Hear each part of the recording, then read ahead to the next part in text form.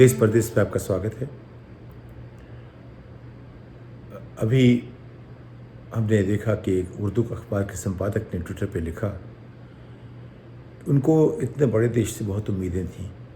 उनको उम्मीद नहीं थी कि जिस तरह की वारदातें हो रही हैं आजकल ऐसी होंगी, लेकिन अब वो विश्वास खो चुके हैं। अब उनको लगता है कि वो उनको गलतफहमी थी।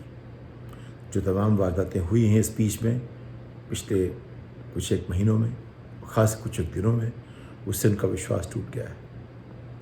दूसरी कहानी आई, एक भगवाधारी ने उत्तर प्रदेश में एक मोटर गाड़ी में बैठ के माइक्रोफोन पे मस्जिद के सामने तमाम लोगों से कहा कि वो महिलाओं के साथ ऐसी हरकतें करेंगे जिसका हम जिक्र भी नहीं करना चाहते, और तमाम लोगों ने उस पर तालियां बजाई।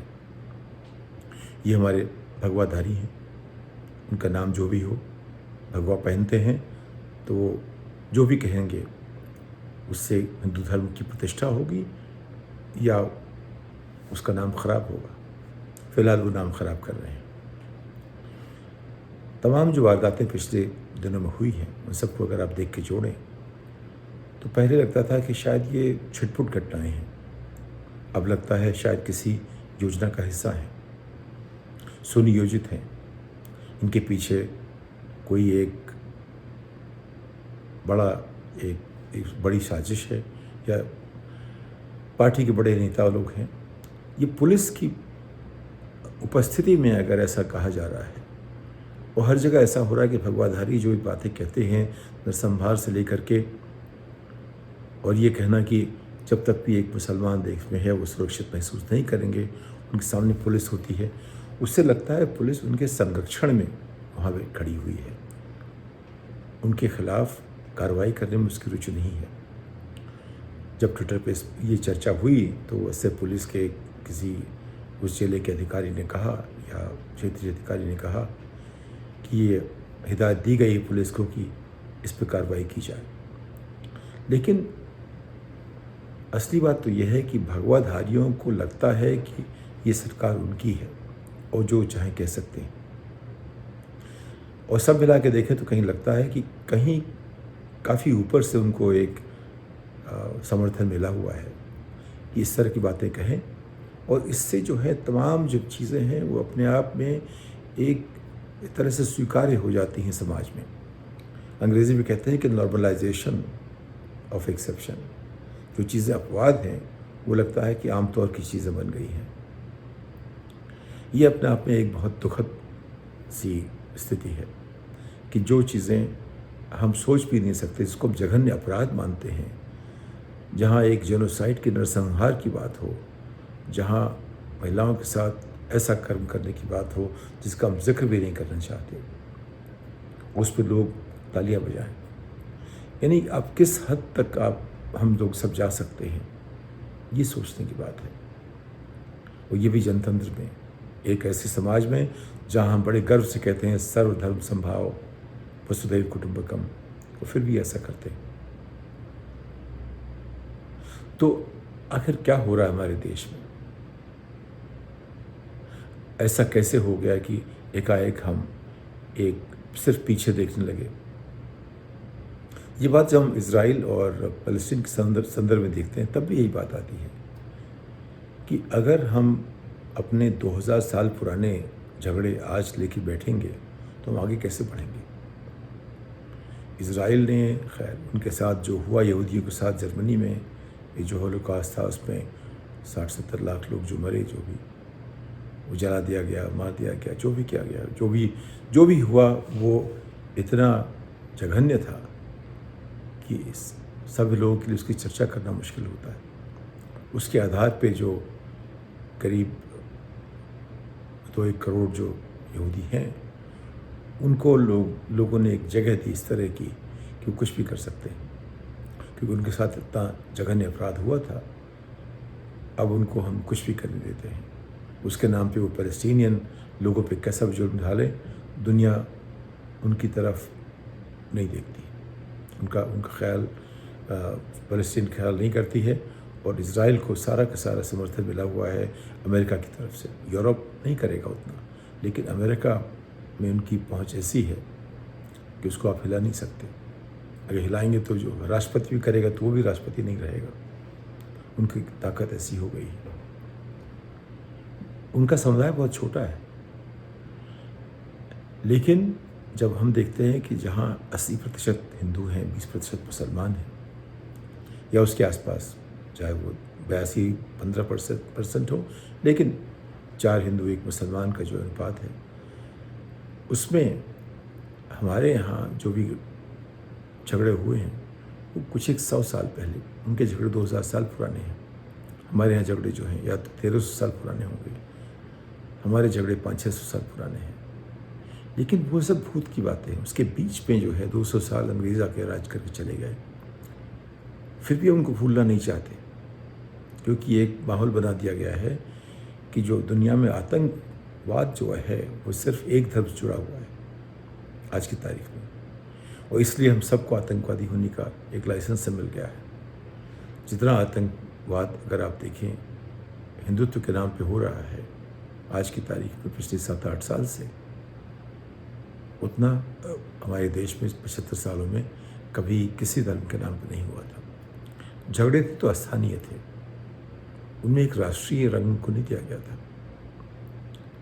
तो अब ये जो एक माहौल सा बना जा रहा है जिसमें कि जो जघन्य बातें हैं उनको हम स्वीकार कर रहे हैं कि ये चीज़ें आम बातें हैं, वो अपने आप में एक बड़ी भयावह स्थिति है।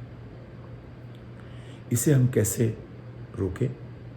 अगर हमें ये आगाह किया गया है कि ऐसा होने वाला है, तो फिर सरकार का क्या धर्म है, विपक्षी पार्टियों की क्या जिम्मेदारी है, न्यायपालिका की क्या जिम्मेदारी है, कार्यपालिका को क्या करना चाहिए, वो मीडिया क्या कर सकता है। सबको सोचने की बात, सबको सोचना पड़ेगा इसके बारे में। लेकिन कुछ एक लोगों को देखें, उनके अलावा हमें कुछ दिख नहीं रहा है कि विपक्ष के नेताओं ने इस बात की जितनी महत्ता है, जितनी ज़रूरत है, उस हिसाब से किसी ने बोलने की कोशिश नहीं की। सत्ताधारी पार्टी के नेता आप देख रहे हैं कि वो सिर्फ जन्मदिन का मुबारकबाद देते हैं, मरण पे याद करते हैं, शत नमन करते हैं, कोटि नमन करते हैं। उसके अलावा देश में जो भी हो रहा है उस पर बड़े नेताओं की अब चर्चा सुनते नहीं हैं। एक अकेले नेता जो है पूरी भारतीय जनता पार्टी में है, नितिन गडकरी हैं, जो कभी कभी ऐसा बोलते हैं कि लगता है कि वो कुछ अभी भी पूरी तरह से मोदी में नहीं हुए, या पूरी तरह से उन्होंने अपना दीन ईमान ताक पे नहीं रख दिया है।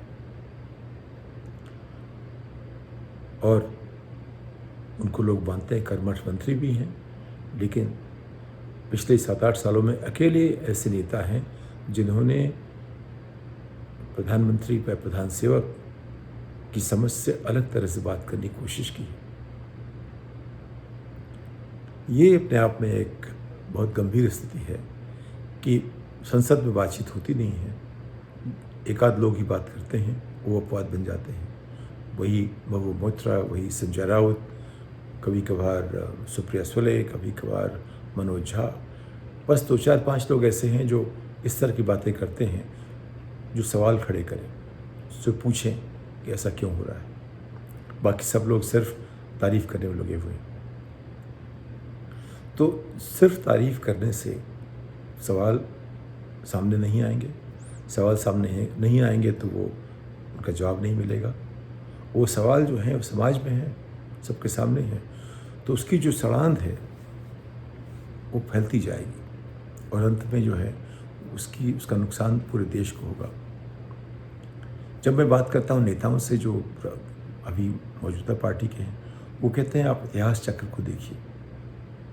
इतिहास चक्र में इस तरह की बातें होती रहती हैं, उठाओ चढ़ाओ, गिरना उठना लगा रहता है। कभी एक वर्ग के लोग, एक समुदाय के लोग मरते हैं, उनको कष्ट होता है, कभी दूसरे को। ये तो वो उसको जो है अपने ऐतिहासिक दर्शन की तरफ उसको देखते हैं। उस सवाल का जवाब देना नहीं चाहती कि ऐसा क्यों हो रहा है कि हम एक समुदाय को अपने समाज से अलग की तरह, दुश्मन की तरह देख रहे हैं, जो हमारा ही समाज है। भारत जो आज है, इसको बनाने में पिछले 500-600 सालों में सबने अपनी एक भूमिका अदा की है। हमारी संस्कृति जो है वो, अगर हम कुछ अंग्रेज़ों को भूल जाएं, मुसलमानों को भूल जाएं, तो हम क्या है? अगर आज भारत की जो प्रतिष्ठा है दुनिया भर में, इसलिए कि हमारी शिक्षा ऐसी एक तरह की है, हम अंग्रेज़ी बोल लेते हैं। मुझे याद है जब 1991-92-93 में लोग जाते थे भारत से बाहर, तो सब यही कहते थे कि हम अंग्रेज़ी बोलते हैं, इसलिए हमसे बात कीजिए। कोई देश हमसे ज़्यादा अंग्रेज़ी नहीं बोलता अंग्रेज़ों के अलावा, इसलिए हमसे बात कीजिए। वो बातें हमारा वो कहिए कल्चरल डिविडेंड थी, हिस्टोरिकल डिविडेंड थी। उसी तरह जो है हमारी संस्कृति, हमारा संगीत, हमारे साहित्य, सब में जो एक कंट्रीब्यूशन रहा है हमारे मुग़ल काल का, उसको भी अपने हम मना नहीं कर सकते, उससे हम मुँह नहीं फेर सकते। और उसके पहले की जो चीज़ें हैं, हमारी अपनी संस्कृति है, जो जब बाहर से लोग आए थे उनके आने के पहले की संस्कृति है। अगर सिर्फ वहीं पे जाएंगे हम तो हम बहुत पीछे चले जाएंगे, आगे बढ़ने का रास्ता बंद हो जाएगा। आगे बढ़ने के लिए हम सबको समूह के लेके चलना पड़ता है। जब मैं आज अमेरिका में देखता हूँ क्या स्थिति है, यहाँ खाना भोजन क्या है, हर तरह का भोजन है, भाषाएं क्या हैं। यहाँ पे स्पेनिश अब दूसरी भाषा बन गई है, बहुत बड़ी। हर जगह अंग्रेज़ी और स्पेनिश दोनों लिखी जाती है। स्पेनिश कितने हैं? 20% नहीं है, लेकिन उसकी प्रतिष्ठा वही है, वो दूसरी भाषा बन गई अमेरिका की। तो यहाँ जो जिस तरह से एक मेल्टिंग पॉट कहते हैं, उस मेल्टिंग पॉट ने अमेरिका को इतना बड़ा बनाया था, जिसमें सब तरह के लोग आके महसूस करते हैं कि हम यहाँ खुली हवा में सांस ले सकते हैं। इसमें जितनी भी कमियाँ हों, एक अमेरिकी राष्ट्रपति ने कहा था कि डेमोक्रेसी अपने आप में बहुत अच्छा सिस्टम भले ना हो, लेकिन आज तक जो हम जानते हैं उन सब में सबसे अच्छा सिस्टम अब यही है। तो ये जो बात है कि और जितने सिस्टम हैं उनके मुकाबले में आज की तारीख में डेमोक्रेसी परफेक्ट हो ना हो, लेकिन सबसे अच्छा सिस्टम आज की तारीख में यही है। उसकी कुछ ज़रूरतें हैं कि नागरिक, उनको अधिकार मिले, उनके अधिकारों के हनन ना हो, किसी भी तरह से बोलने की आज़ादी होनी चाहिए, और शिक्षा के बारे में, शिक्षा पर जोर देना चाहिए, और जो भी करें वो प्रशासनिक जो भी हो उसमें एक ट्रांसपेरेंसी होनी चाहिए। यानी कि जो सरकार करती है वो सबको दिखाई दे, कुछ छुपा के ना किया जाए।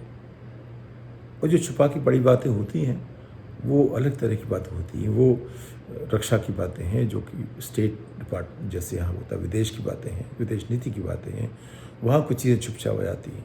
लेकिन जो भी देश का है वो सब सामने रहता है। तो रक्षा और विदेश को छोड़ करके, क्योंकि उनको मानते हैं कि जो कि स्ट्रेटेजिक चीज़ें हैं जिस पे निर्भर करता है देश का अस्तित्व, ऐसा मानते हैं ये लोग। गलत सही की बात बाद में देखेंगे, लेकिन उनका ऐसा मानना है। तो यानी कि अगर हम सब कुछ ट्रांसपेरेंटली नहीं करेंगे तो सरकार की जो क्रेडिबिलिटी ख़त्म हो जाती है, उसकी विश्वसनीयता पर सवाल लग जाते हैं। और आजकल जो कुछ हो रहा है उससे लगता है कि ये ऐसा तो नहीं हो सकता कि छुटपुट घटनाएं हों, इसके पीछे कोई बड़ा हाथ है। इसके बारे में सरकार को कोशिश करनी चाहिए। अगर ऐसा नहीं है तो उस बात को साफ कर दें। विपक्ष को चाहिए कि सरकार को इस बात के लिए मजबूर करे कि वो अपनी बात साफ साफ कहें। ऐसा क्यों हो रहा है? ऐसा क्यों हो रहा है कि पुलिस वाले भगवा लोगों को संरक्षण दे रहे हैं? ऐसा क्यों हो रहा है उनके खिलाफ केस नहीं करते हैं? करते हैं तो उनको जो फ़ौरन बेल मिल जाती है। और जो एक मुसलमान जो प्रेम की बात करता है उसको भी कह देते हैं कि ये देशद्रोही है। तो ये जो लगता है कि सरकार एक तरफ झुक गई है, उससे राष्ट्रीय तक प्रगति का, देश की स्फूर्ता का, इन सब पर बड़े सवाल खड़े होने वाले हैं। इन सब से बचने के लिए ज़रूरी है कि हम सब मीडिया से, कार्यपालिका से, सबसे मिल के, विपक्ष के नेताओं से हम लोग कोशिश करें कि ऐसा ना हो। वैसे आप देख रहे हैं कि व्यवस्था ऐसी है कि जो हमारे जो प्रोसेस है वही अपने आप में दंड है। आकार पटेल के मामले में देखा आपने, ट्रायल कोर्ट ने फैसला एक दिया, सीबीआई ने उस पर अगले कोर्ट पे बात कर ली। एक बार मामला कोर्ट में चला गया तो लंबा खिंच जाता है, उसमें महीने लगेंगे, कि साल लगेंगे, कि दशक लगेंगे, उसका कोई अंदाज़ नहीं रहता। मैंने आपसे पहले जिक्र किया था अंडर ट्रायल्स का, जब हमने बात की थी 35 साल पहले अंडर ट्रायल्स की, तब भी यही बात आई थी कि तमाम लोग जिनके जो अंडर ट्रायल थे और जो बंद थे जेलों में, वो इतने लंबे समय से बंद थे कि अगर उनको सज़ा दी जाती तो भी जितने समय से बंद थे उसका आधा, तिहाई, चौथाई होती। तो इन सब से जो है लोकतंत्र मजबूत नहीं होता। और हम मानते हैं कि हमारे सभी नेता चाहते हैं कि लोकतंत्र मजबूत हो। ये ज़रूर है कि राजनीति में की जो अपनी ताकत है आज की स्थिति में कुछ ज़्यादा ही बढ़ गई है, लेकिन वो तभी उस जगह पर रह पाएगी जब सब लोग उसमें विश्वास करें। उस विश्वास में थोड़ा कमी होना शुरू हो गई है। इसलिए ज़रूरी है कि हम लोग फिर से सोचें, फिर से कोशिश करें कि ऐसा ना हो कि लोगों का विश्वास हमारी सरकार से कुछ ख़त्म हो जाए। और जैसे उर्दू के अखबार के संपादक ने कहा कि उनका विश्वास बिल्कुल खो गया है, ऐसा ना हो। इस बात के साथ आपसे विदा लेता हूँ, अगली पायदान तक। धन्यवाद।